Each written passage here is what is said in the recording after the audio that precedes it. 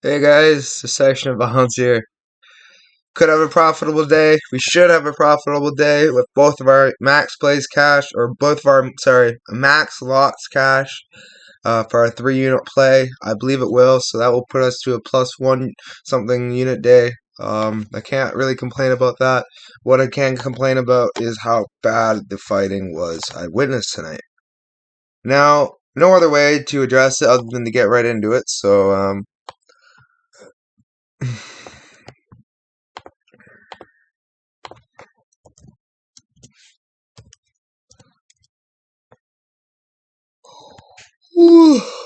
okay. Let's start at the bottom. I had uh I had Shanna Bannon winning this fight by KO in round 3, and she almost actually had it. Nadia was rocked, and if there was more time, I feel like Shanna would have got the job done. But unfortunately, Nadia got to see the decision, and we got a unanimous decision win. Our 2 unit max with Shanna would have cashed, but we'll get into why it didn't in just a little bit. Unfortunately, we didn't get to cash Shanna. I'm pretty upset about that, considering how easy of a pick that was. Um, but yeah, she really dictated where the fight was going to go. It was a little messy, but she got the job done. I'm pretty happy with that. Kind of how I thought it would go. Moving on though, a fight that I did not see how it like how I did not see this going this way. We had Brittany Cloudy versus Montserrat Rendon. Brittany Cloudy, I'll point out she has autism, slight autism. It doesn't matter because the way she fights, it doesn't show it. She's very, very technical. But I feel like she waited too much, and that's where I feel the judges saw this going to Rendon. Rendon is extremely, like, she was putting a lot of output out there, even though not a lot of it was landing, which is why I thought Cloudy would get the decision.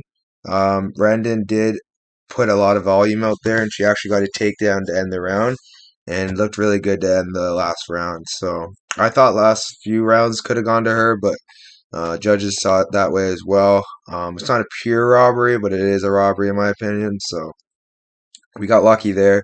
2 unit cash. Rendon got the job done, moving to 5-0, but I definitely will be not picking her against better competition moving forward. Definitely she looked like she has a lot of holes. But yeah, moving on, we had Peralta.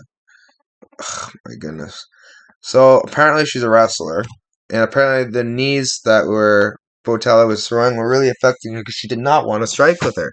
She just kept engaging with the clinch, and I don't know why she thought that was winning her the fight, but it wasn't. She was getting reversed with the Uchimata throw. It was really, really frustrating to watch. She's using but Pollyanna was using that wizard to just throw her off of her, being the much bigger opponent. Pollyanna really used her kicks, knees really well. I was very surprised how well her Muay Thai game looks. I don't know why my computer keeps doing that, but it is what it is. And yeah, Pollyanna got the job done.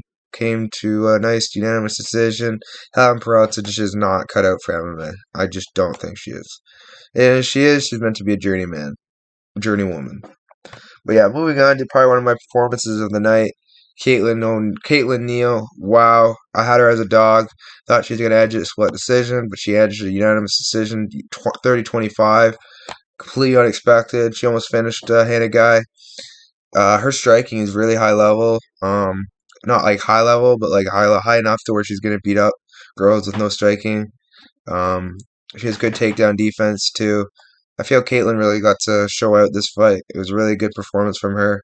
I'm really happy for her. Yeah, cash that. Moving on though, we cashed another .5 unit play in Valeska Machado.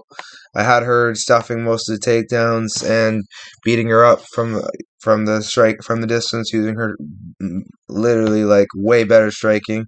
It was kind of uncomfortable to watch at some points with how bad Liz was looking, but I'm glad the judges saw it the way I did in 30-27 because with the bad scoring, you never know, we could have saw a split decision. Valeska got the job done though. Very happy. Should have had her as one of our most confident predictions. But yeah, that's just how the cookie crumbled tonight. They haven't updated their page, so we haven't got the results yet. But Ketlin Souza the fight. Probably one of the performances of the night. Um, Other than Ketlin O'Neal, Ketlin Souza really showed out. A lot of spinning attacks, nice body, a lot of good body work tonight. Ketlin Souza is going to be a problem in her whatever division she chooses. She's very, very good. Yeah, she's our 3 unit match. She cashed. I used her as an odds booster. She cashed for Machado. Retrospect, I should have had her instead of Delbone for one parlay, but it is what it is. Can't take it back. Souza got the job done. I had her winning a KO. She didn't. Majo stuff. Moving on, Jillian Decorsi versus Jessica Delbone. Uh, Probably the worst outcome possible of the night. Jillian 5-3. Decorsi is now 6-3, picking up a first round rear naked choke over Jessica Delbone, a brown belt jiu-jitsu, someone who wore a freaking crown on her head to the cage, a woman who beat a black belt in her last fight, a woman who, in my opinion, didn't even show up this fight. I feel like she lacked her confidence, lacked her, like, I don't know, desire to be there. The fact that she talked about retiring from the sport is an indicator that she is probably on her last few years in the sport, and I hope she retires tonight after that performance, losing to a 5-3 girl. That was quite pathetic. I'm not saying Jillian isn't talented, but no, very, very upsetting. 4 unit swing would have been a really good day if she would have got the job done, but unfortunately, women's MMA strikes again. A 12-3 fighter losing to a 5-3 fighter. How the cookie crumbles. We end negative 1.8 units on predictions. We go 5-2 on predictions. Not bad at all. Can't complain. But man, that was frustrating. I'm very upset about the predictions and plays. Yeah, it is what it is. We should have a profitable day if our locks come through. Inaba and Gibson Jr. They should. And with that, bid you guys adieu.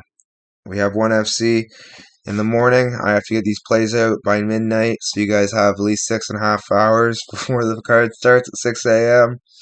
Let's get these plays on the go, and let's hope for another great day, or about to be a great day. That would have been a great day if it wasn't for Delbone. Moving on, though, we have a lot more of the week to cover. Let's go.